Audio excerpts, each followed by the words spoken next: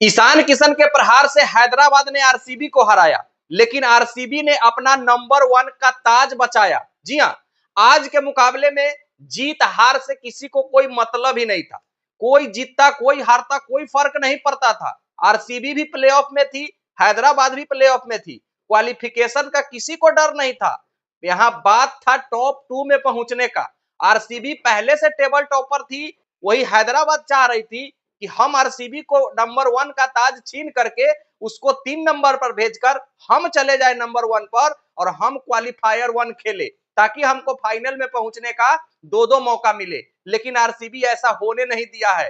55 रनों से हारा है मुकाबला, फिर भी आरसीबी खुश है। 55 रनों से जीता है मैच हैदराबाद, फिर भी हैदराबाद नाखुश है, क्योंकि हैदराबाद को खेलना पड़ेगा अब एलिमिनेटर के रास्ते। ट्रॉफी को अपना बनाना सपना देखने के समान है।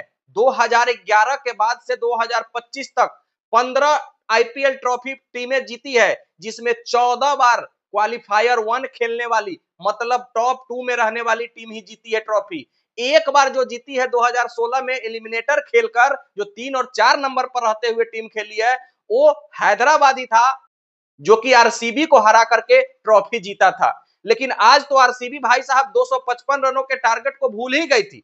कोई जरूरत नहीं है, आरसीबी को मात्र 166 रन पार करना था और आराम से टॉप 2 में रहना था और क्वालिफायर 1 खेलना था। सनराइजर हैदराबाद के लिए ये मैच बहुत ज्यादा इंपॉर्टेंट था, क्योंकि उनको जरूरत था कि हर हाल में 90 रनों से मुकाबला जीते और 90 रनों प्लस से जीत करके आरसीबी से टॉप 1 का ताज छीने। लेकिन आरसीबी को भाई साहब 256 रन का जो टारगेट था वो तो भूल ही गई थी, वो तो दिख ही नहीं रहा था। बस 166 रन बनाना था आरसीबी को और आरसीबी टॉप 2 में ही रह जाती। आरसीबी के बल्लेबाज जब ओपनिंग करने आए हैं, 255 रनों का जब टारगेट मिला है, वेंकटेश अय्यर ने दिखाया है कि हम चेस करने के लिए जा रहे हैं। लेकिन जब वेंकटेश अय्यर, विराट कोहली और देवदत्त पडिक्कल का विकेट गिरा है, तो रजत पाटीदार साहब ने कहा है कि नहीं नहीं, हमको ये मैच जीतना नहीं है, हमको बस 166 रन बनाना है। और वो समझदारी वाली काम हुई है। 5 नंबर पर कुणाल पांड्या को भेजना ये दर्शाता है कि आरसीबी के माइंड में 4 ओवर के बाद से ही 256 का टारगेट नहीं दिख रहा था, मात्र 166 का टारगेट दिख रहा था, जिसके कारण हमारा नेट रन रेट इतना कमजोर ना हो जाए कि हम टॉप 2 से बाहर हो जाए। और 200 रन बनाई है आरसीबी, मात्र 55 रनों से मुकाबला हारी है। लेकिन 55 रनों की हार भी बहुत बड़ी हार होती है, लेकिन आरसीबी को इस हार में भी खुशी मिली है, क्योंकि क्वालिफायर 1 खेलेगी गुजरात टाइटंस के खिलाफ। प्लेऑफ का पहला क्वालिफायर गुजरात और आरसीबी के बीच होगा। उसमें जो टीम जीतेगी वो सीधे फाइनल खेलेगी, लेकिन जो टीम हारेगी वो फिर तीसरे और चौथे नंबर की टीम में जो टीम जीती रहेगी उससे खेलेगी। वो अगर वहां जीत जाती है तो फिर वो फाइनल खेलेगी। मतलब 3 और 4 पर रहने वाली टीम को 2 बार मैच जीतना होगा, तब फाइनल खेलेंगे। और 1 और 2 पर रहने वाली टीम एक बार अगर हार भी जाते हैं, फिर भी दूसरा बार मौका मिलेगा आपको फाइनल में पहुंचने के लिए। तो आरसीबी ने अपने बुद्धिमानी का परिचय देते हुए ये दिखाया है कि भाई हमको नहीं चाहिए जीत। वो कहावत है ना, some time win the war lose the battle.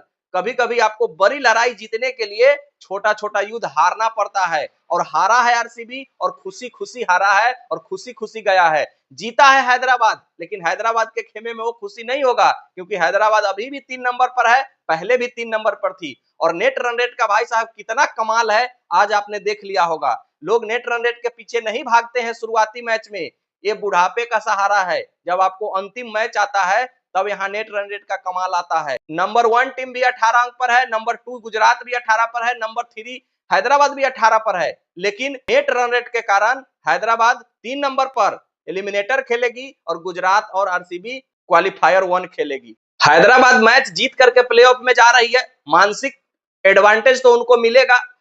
वही आरसीबी मैच हार करके जा रही है, इसके लिए इसको सीख भी मिलेगा आरसीबी को कि भाई हम प्लेऑफ से पहले जो हमारा गेंदबाजी क्रम था वो पिटाया है, उस पर हम काम करके प्लेऑफ में जाएंगे।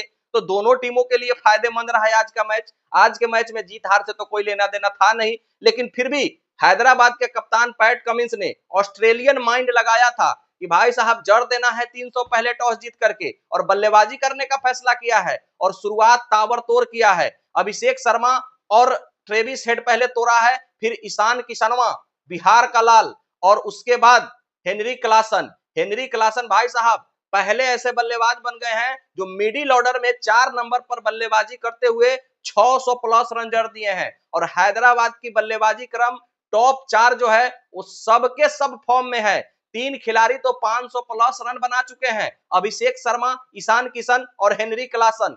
हेनरी क्लासन तो भाई साहब मिडिल ऑर्डर में आकर के जो तेज गेंदबाज और जो स्पिनर को आरे हाथों ले रहा है उसका तो कोई जवाब ही नहीं है। जोश हेजलवुड को एक ओवर में 29 रन मारता है भाई। आज भुवनेश्वर कुमार को भी आरे हाथों लिया और दोनों गेंदबाजों को, दोनों मेन गेंदबाज है आरसीबी के, दोनों को 50 प्लस रन जड़े हैदराबाद के बल्लेबाज और 255 रनों का विशाल स्कोर खड़ा किया आरसीबी के सामने। और आरसीबी के सामने तो ईशान किशन भाई साहब पिछले साल भी दोनों मैच में 90 और 94 रन बनाए थे। इस सीजन भी दोनों मैच में 80 और 79 रन बनाया है। और बिहारी लड़का खतरनाक मार मार रहा है भाई। से बीसीसीआई इसको बाहर किया था 2 सालों के लिए, तो ये वनवास पर गया था। उसके बाद जब ये लौटा है तो किसी का बात नहीं सुन रहा है, किसी भी गेंदबाजों से नहीं पकड़ा जा रहा है ईशान किशन। पहले तो सैयद मुश्ताक अली ट्रॉफी झारखंड को जिताया अपनी कप्तानी में, भारत को T20 वर्ल्ड कप जिताया और अब हैदराबाद को अपनी बल्लेबाजी के बलबूते ट्रॉफी दिलवाने के कगार पर पहुंचा दिया है। और साकिब हुसैन, ये 2 बिहारी जो है, ईशान किशन और साकिब हुसैन, ये दोनों हैदराबाद की नींव रखते हैं जीत का। दोनों बिहारी और दोनों पड़ रहा है सब पर भारी। साकिब हुसैन ऐसे पहले गेंदबाज बन गए हैं आईपीएल इतिहास में जो अपने डेब्यू से लेकर 10 मैच तक लगातार हर मैच में कम से कम 1 विकेट जरूर हासिल किया है। एक गोपालगंज से आते हैं, ईशान किशन पटना से आते हैं और दोनों ने जाकर हैदराबाद की नैया को पार लगा रहा है।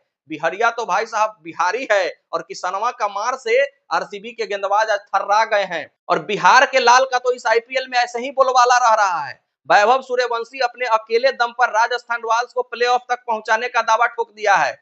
वही कोलकाता नाइट राइडर्स के लिए अनुकूल रॉय, जो कि अपने गेंदबाजी, बल्लेबाजी और जबरदस्त फील्डिंग के बदौलत अभी तक कलकत्ता को लाइव रखा है इस टूर्नामेंट में। और ईशान किशन और साकिब हुसैन सनराइजर हैदराबाद को प्लेऑफ में पहुंचाया है और ट्रॉफी दिलवाने के कगार पर ले गया है। बिहार का लाल चमकने लगा है और बिहार का नाम रोशन करने लगा है ये लोग।